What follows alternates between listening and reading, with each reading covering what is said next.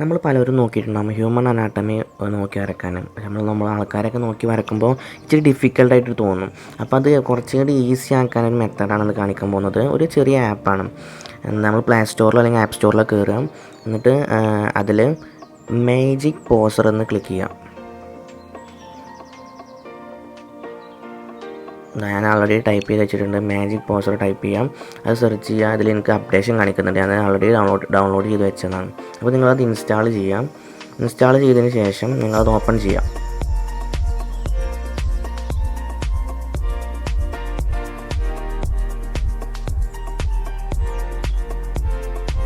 ഇതിലിങ്ങനെ കുറേ ഓപ്ഷൻസ് കാണിക്കുന്നുണ്ട്.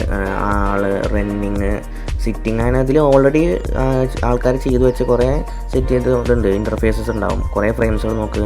ഇപ്പോൾ ഫാർഡ് ആൻഡ് ഐ, സിസ്റ്റേഴ്സ് ഡേഞ്ചർ, അങ്ങനെ കുറേ ആൾക്കാർ ചെയ്തു വെച്ചിട്ടുണ്ടാവും. അപ്പോൾ നിങ്ങൾക്ക് അത് വേണമെങ്കിൽ സെലക്ട് ചെയ്യാം.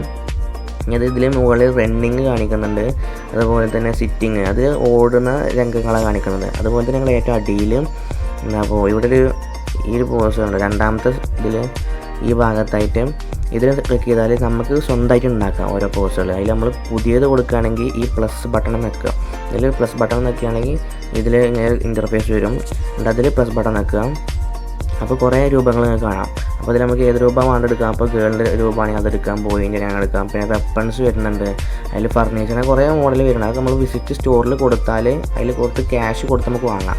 ആദ്യം നമുക്കൊരു 500 രൂപ ഇതിലുണ്ടാവും, 500 കോയിൻ ഉണ്ടാവും. അത് വെച്ചാൽ നമുക്ക് വേണ്ടത് പർച്ചേസ് ചെയ്യാം. അപ്പോൾ നമ്മളിതാണ് സെലക്ട് ചെയ്യുന്നതെങ്കിൽ ഇതിൽ സെലക്ട് ചെയ്തു. ഇങ്ങനത്തെ ഇതിൽ ഓരോ ഡോട്ടുകളുണ്ടോ, അതായത് ട്രയാങ്കിൾ കാണുന്നുണ്ട്, സ്ക്വയർ കാണുന്നുണ്ട്. പുറത്ത് ക്ലിക്ക് ചെയ്യുകയാണെങ്കിൽ നമുക്ക് ഇങ്ങനെ റൊട്ടേറ്റ് ചെയ്യാം, ഇങ്ങനെ ഡ്രാഗ് ചെയ്യാൻ മതി. ക്ലിക്ക് ചെയ്താണ് ഡ്രാഗ് ചെയ്യാം. എന്നിട്ട് ഇത് നമ്മൾ ഓരോ ഡോട്ടുമ്പോൾ ക്ലിക്ക് ചെയ്യാം. അപ്പോൾ നമ്മൾ ഈ മുട്ടുകാലിലാണ് നിൽക്കണമെങ്കിൽ അത് നമുക്ക് പോസ് മാറ്റണം. അങ്ങനെയെങ്കിൽ അതിനോട്ട് പിന്നോട്ട് വലിക്കാം, എങ്ങോട്ടൊക്കെ വലിക്കാം. പിന്നെ ഈ കാലിൻ്റെ ഏറ്റവും ഫുട് പാത്താണെങ്കിൽ നമുക്ക് പിടിച്ച് മേപ്പിട്ട് വലിക്കുകയാണെങ്കിൽ അത് അങ്ങനെ ഒരു പോസിൽ നിൽക്കും. എങ്ങനെ നമുക്ക് വേണ്ടോ ആ രൂപത്തിൽ നമ്മളിതിനെ വലിക്കുക. ഡ്രാഗ് ചെയ്തതിന് ശേഷം നമുക്ക് ഏത് പോസാണോ സാറ്റിസ്ഫൈഡ് ആവണത് അതിൽ വെച്ച് നമുക്ക് നിർത്താം. നമുക്കിതിലൊരു റണ്ണിങ് ചെയ്യുന്ന രൂപമൊക്കെ നമുക്ക് നോക്കി നോക്കാം.